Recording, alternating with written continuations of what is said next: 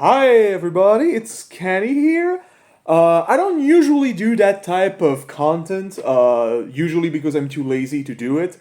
But today, I was bored enough to try and make a video about this thing that I found online. Now, a couple of days ago, there was a guy on my Discord account who DM'd me after I made a very salty review of Trails of Cold Steel 2. And he was like, man, your review is hilarious, let's be friends forever.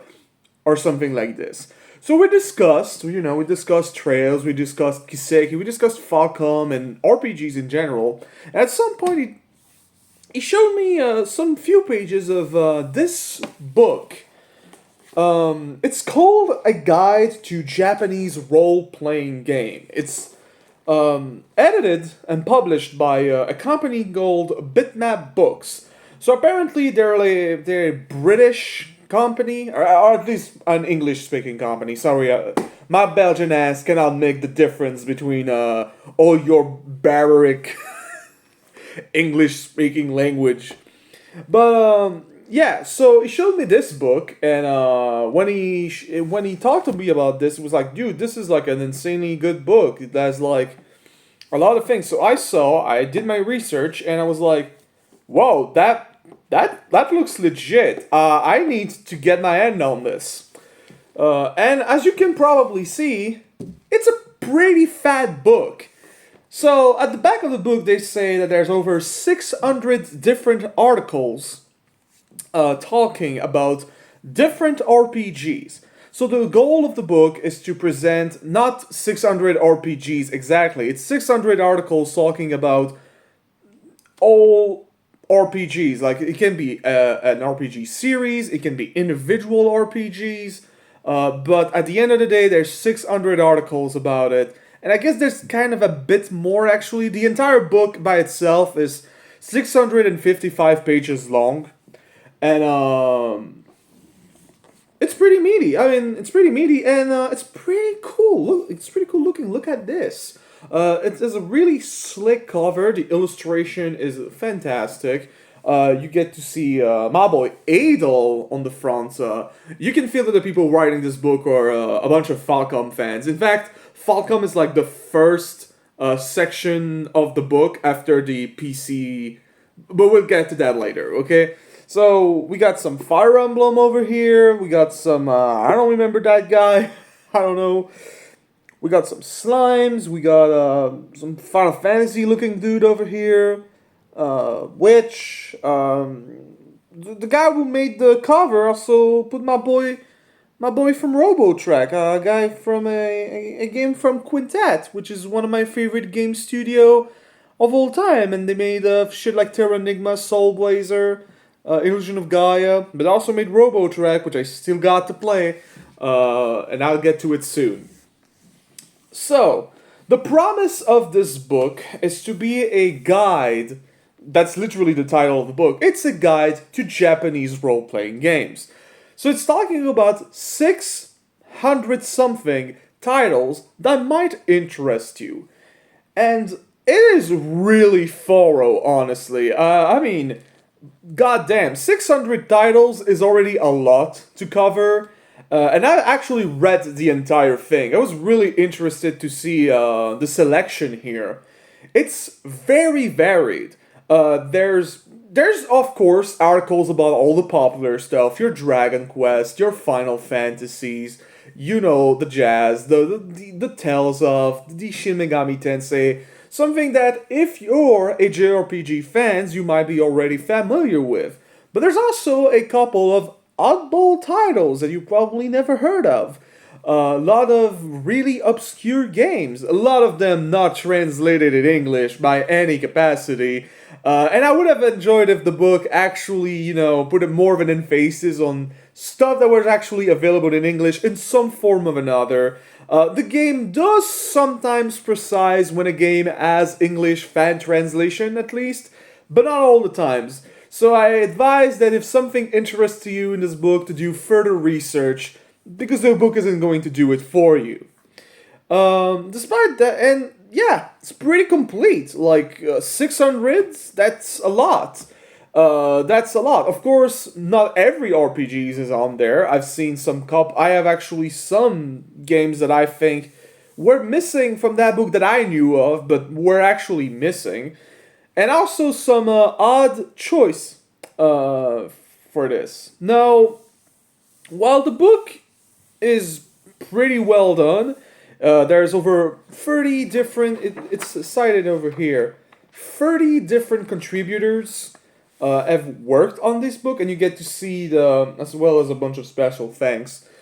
So 30 contributors worked on this book. There's an entire pages for them explaining you what they did, what they're known for. Some of them are journalists, bloggers, and some of them are actual people of the industries. So it's a whole bunch of people. Actually, shout out to my man James Galizio, who made the ones for the Falcom entries. I actually know that guy. He's followed me on Twitter. It's probably one of the only guy in this list that I actually know about. So shout outs to him for appearing in this book. Shout outs to my man. Lots of contributors, mostly Occidental ones, and that's probably something of a little sussy in my opinion. It's definitely a book made by English-speaking communities, and so of course it has a very Occidental point of view on all the games that it's covering. Some people might find that a bit weird, but we'll go with it. So the book has a lot of strong positioning right from the get-go, because if you want to make a guide about Japanese RPG, you need to define exactly what is a Japanese RPG. But rightfully so, and thankfully, there's I'm sorry, I'm really bad at improv. I'm not this guy. This shit is not scripted at all. I might flub my words. Thankfully, there's about 30 or so pages of them talking about the history of the genre and also their positioning on what a JRPG is. Now, that is interesting because not everyone has the same definition. Some people like to say that JRPGs are just, well, it's an RPG, it was made in Japan, that's a JRPG. And then there's people who think that JRPG is a genre, it's a style. It's a style of game that have differentiated itself from CRPGs, Western RPGs, which have done their own things. Their Skyrim, Elder Scroll, all of that wizardry, Ultima shit that I have literally zero idea about because I'm not really a big Western RPG guy. But I've played some of them, don't worry. I'm not a complete incult on the subject. Uncultured swine on the project. Oh, look at how well I speak. So, on average, I'd say that the book is pretty complete. It covers a lot of ground when it comes to RPGs and their history, and the game actually divides itself into multiple sections that are easy to understand and easy to understand. I've repeated that thing twice. I don't know why.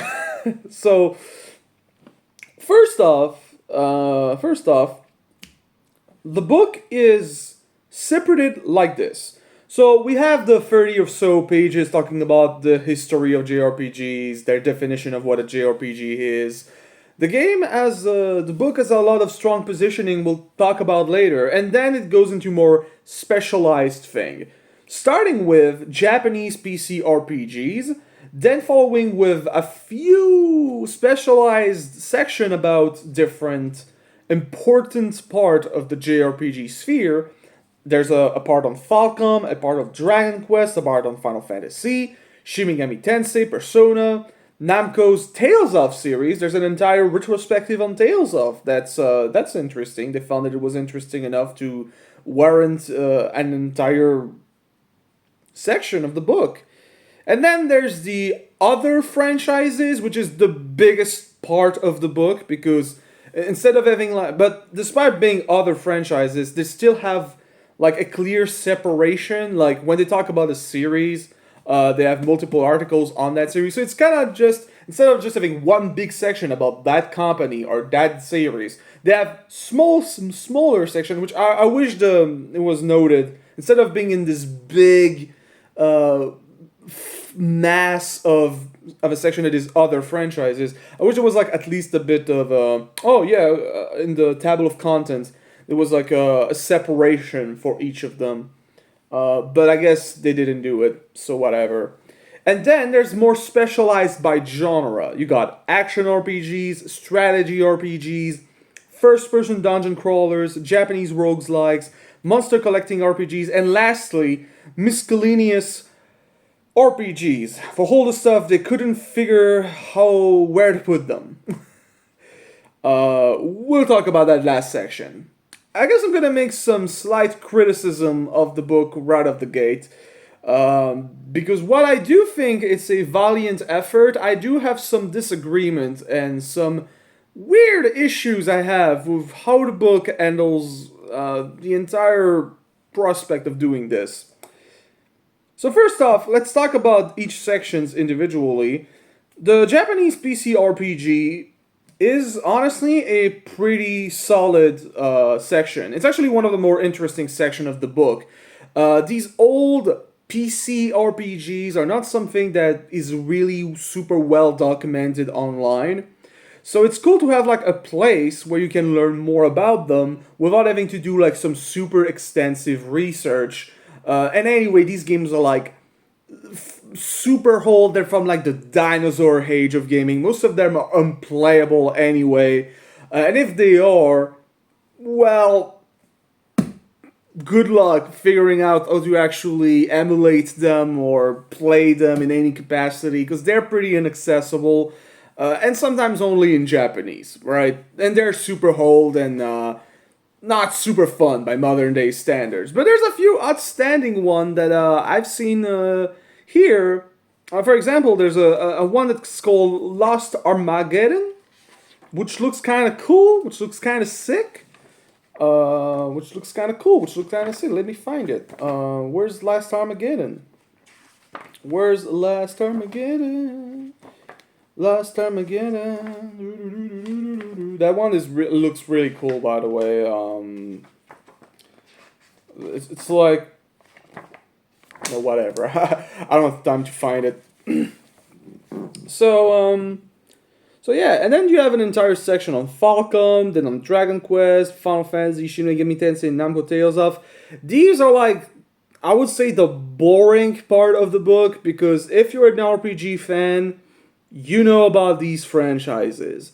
You know what they are about, you've probably played them yourself, but if you're unfamiliar with one of those series and you want to learn more about them, it's cool. For example, there's an entire section on Shin Megami Tensei and Persona.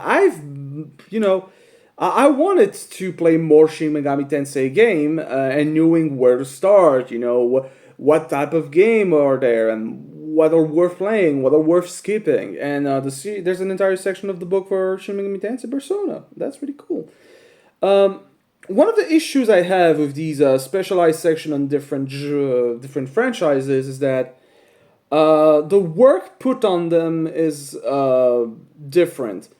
Let's just say that right off the gate, there's some weird placement in the book at some points.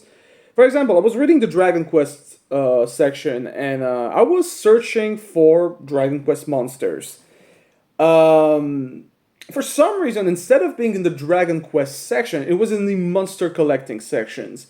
And there's a lot of moments in the book where some entries in a particular series, instead of being coupled together with the rest in some big tight packages, they're like separated because they're from another genre. They're not the same, You can't have Suikoden Tactics in the same article as the Suikoden series. Silly. Right? Suikoden Tactics is a tactical RPG. It needs to be in its own section. In a small section when you talk about Suikoden Tactics. Later on in the book. Like several pages after the page on Suikoden. Why not? I mean, let's go. Let's do that, baby. I mean, why not? I'd say it's not really that much of an issue. It's a bit of an odd editorial choices, and same thing with like the miscellaneous RPG. So miscellaneous RPG is the last section of the book where they put a bunch of RPGs they couldn't quite figure where to put. To me, it sounds a bit lazy because a lot of the things in miscellaneous are things that could easily be placed somewhere in the book in other sections. So I don't know why they put it here. For example, instead of having Final Fantasy 11 and Final Fantasy 14 in the dedicated Final Fantasy section, since they're MMOs, they're in this little MMO collection at the end of the book with like four MMORPGs that they talk about: Fantasy Star Online, Dragon Quest X, and Final Fantasy 11 and 14. But it makes for a really odd choice when, as the second you turn the Final Fantasy 14 page, you get Rants, which is an adult-oriented video game series that I happen to be a really huge fan of. And yeah, talking about the erotic games, first off, I'm happy that they actually acknowledge the erotic adult RPG scene. A lot of these guides and books on the history of RPGs completely ignores those. Like, ooh, no, they don't exist. It's porn. Ooh, yeah, ooh. And yeah, understandably so, because yeah, they're not accessible, and you're not gonna sell this to like children, right? But I guess that if a child is not gonna buy a book like this, it's so massive. It's more so for people like you and me, either veterans or newcomers, adult people who wants to learn more about Japanese RPGs and want to discover new things. A kid is not gonna get good mileage out of this, or at least they probably find too boring or something. But I do have an odd little charm. This book has an odd little charm when it comes to discovering new RPGs. It kind of feels like going into a shop and reading the back of the box and being interested into a game and maybe play it. The way they did these articles are also a bit weird. Okay, so back to the erotic RPG thing. For example, there's an entire section of erotic RPGs. It's a bit lacking, honestly. You see that there was not much confidence and passion behind this. For example, I think that a lot of RPG series in that book can have like double pages on them. Double pages, triple pages, talking about the world, the universe. They could have honestly do like several articles on Alisoft titles. Alisoft is one of the most prominent Japanese RPG developers when it comes to adult-oriented Japanese RPGs. And it's weird that there's only like 2 series that it's talked about. And the Rants franchise, which is their main franchise, and there's a lot of variety into it, it feels a bit lacking. You feel like the person who was behind the Rants and Toshin one, it was kind of an odd job. Yeah, I guess I've played Sengoku Rants sometime, and I've read things on Wikipedia about the rest of the series, and I'm putting here. Let's just say that it's probably another issue with the book. The quality of the articles and the way the articles are written varies greatly from one contributor to the next. Of course, there's not their signatures at the end of each articles, which is kind of, yeah, whatever. There's also another problem with the book in general, is that it's not sourced. So a lot of the contributors, when they mention facts and stuff, it's not sourced. So a lot of the time, the contributors will say something about a game, some facts about a game, and, well, we don't know if it's real or not. We don't have proofs that it's real or not. We have to trust the book, or we can just make our own research.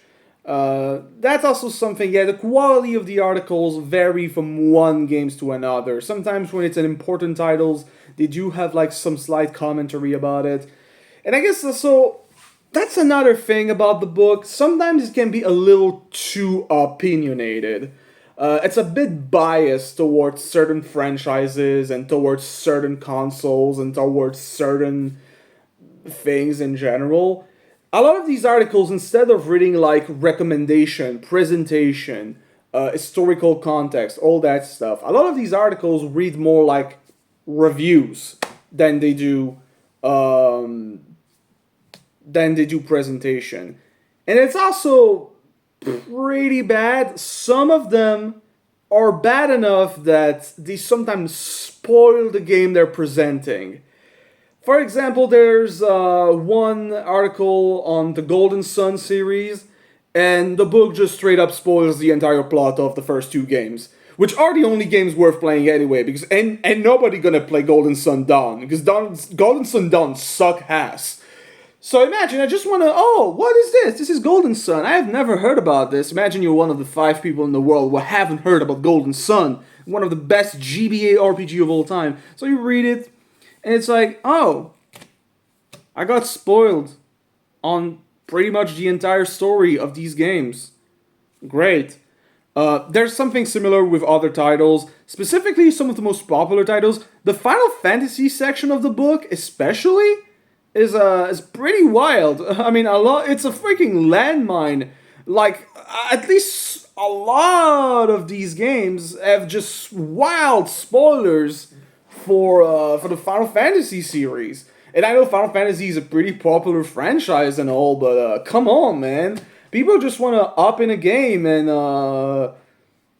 maybe experience the plot twist for themselves. Think about the children. I know a lot of people know about some plot twist in the Final Fantasy series, but not all the plot twist. I mean, there's like Final Fantasy X. They spoiled the ever living shit out of some revelation that happened super late into the game, right? Like, what the hell, bro? It's completely free. I know FF10 is like super popular in it and all, but not everyone has played FF10. You need to think about the couple of people who are going to buy this book and have not played FF10. Just think about it for a second. It's wild. Thankfully, it's not the case for all the articles, but it's the inconsistency that bothers me. There's also one section of the book that I think is probably the weakest, most whack section of the book. It's the action RPG part. Now, the strategy RPG one is excellent. There's a lot of love for strategy RPGs and tactical RPGs in general in that sections. It's fantastic, and I love it. There's definitely a clear passion for tactical RPG that was put into the strategy RPG sections. But it's the only like genre specific section that is actually like professionally decently made. Because the action RPG one, so the strong positioning that the book has is to say that The Legend of Zelda is, in fact, an RPG series. It's debatable, even the book says it's debatable, but they choose to put it anyway. Now, it's not an issue that they put Zelda as an RPG, because if they believe that it's an RPG, then fine.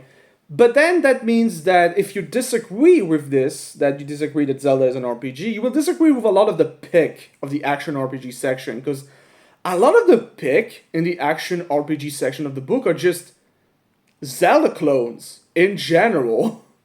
Not even Zelda clones with like EXPs and RPG stats and all. It's just Zelda clones. You have stuff like Okami.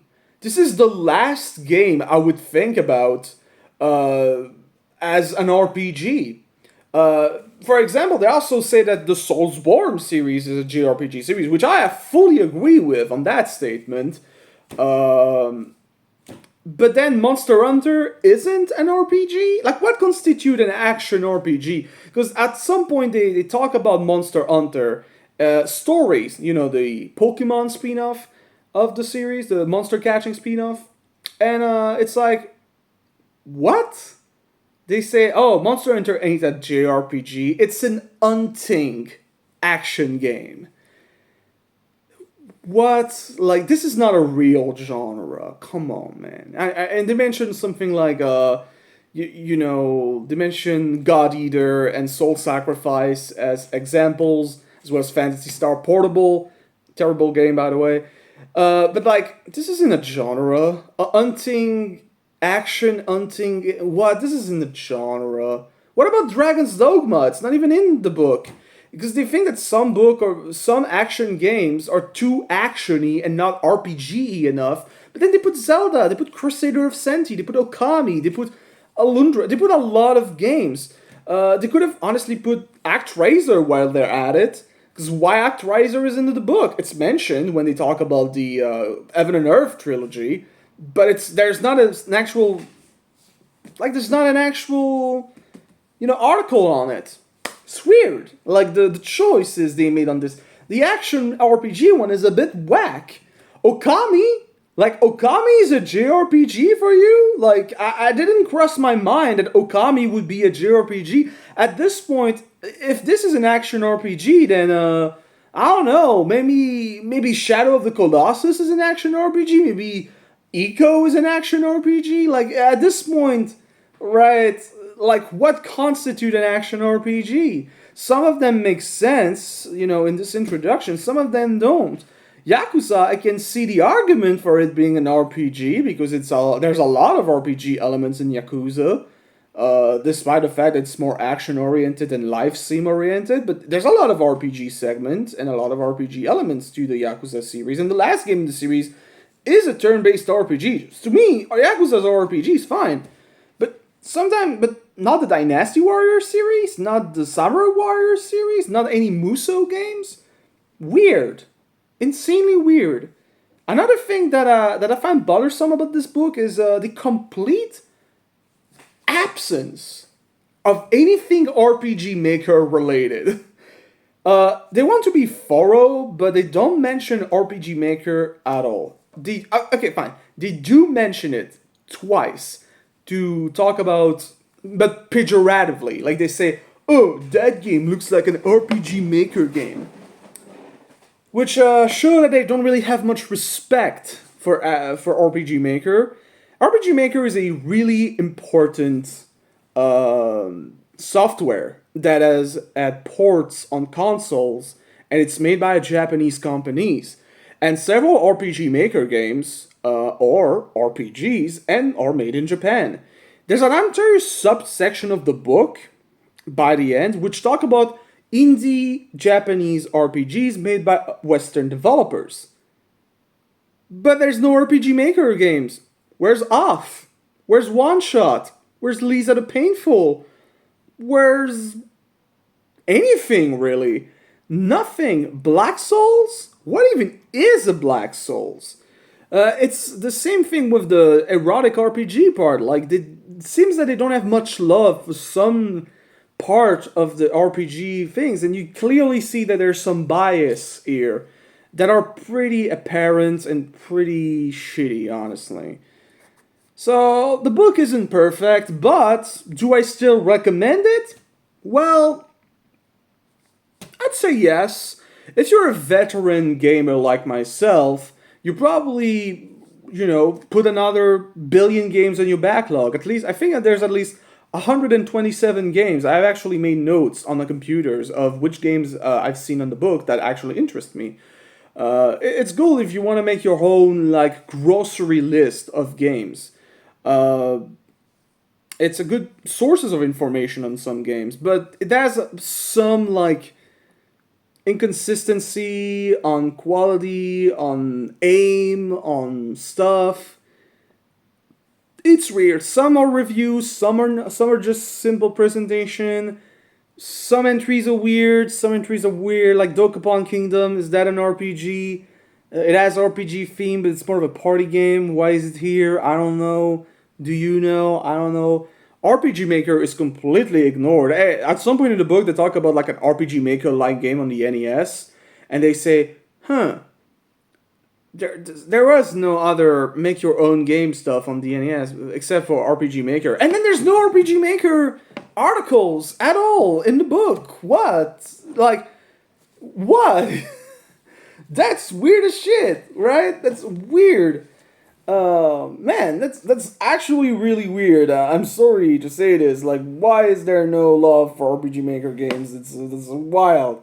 And for the erotic section, you could have talked about a lot more games. There's a lot more games by Alisav. We also have shit like, Monster Girl Quest. Fucking, a lot of them. There's a lot more to talk about here. So some section definitely deserve, some credits. I guess the book marvelously also just avoided the whole controversy about what a JRPG means. Naoki Yoshida said, "Oh, it's a bit, racist." But I guess it doesn't really matter for the book because it was released in 2020 and it couldn't really predict this discussion and this controversy even happening. So yeah, I'd say that the book overall is pretty good. It's pretty alright. You know, if you're a new guy to RPG, it's cool. It gets you started on lots of stuff. If you're a veteran, it makes you discover a lot more obscure stuff. But do not trust this book 100% when it comes to information. Sometimes the book can be a bit too opinionated and sometimes will not give you will not make you want to play these games just because they think the game is bad, the game's tough. I think they should have been more neutral on average, right? Not show their biases on some titles and some stuff. Talk about general criticism that has been made to the game, but not stuff that you take for facts, that you present as facts, but are just in fact your opinion. And please, when you state facts, and there's a lot of mistakes and errors in the book, please source your information. It's a book written, it's a big book that seems professional and all, but it has some mistakes. But I still recommend it, if only because it's a really pretty collection pieces, and it's a lot of work has been put into it. I definitely think that definitely needed a little bit more things to be interesting, but there hasn't been really a book like this before, and I'm happy that it at least exists.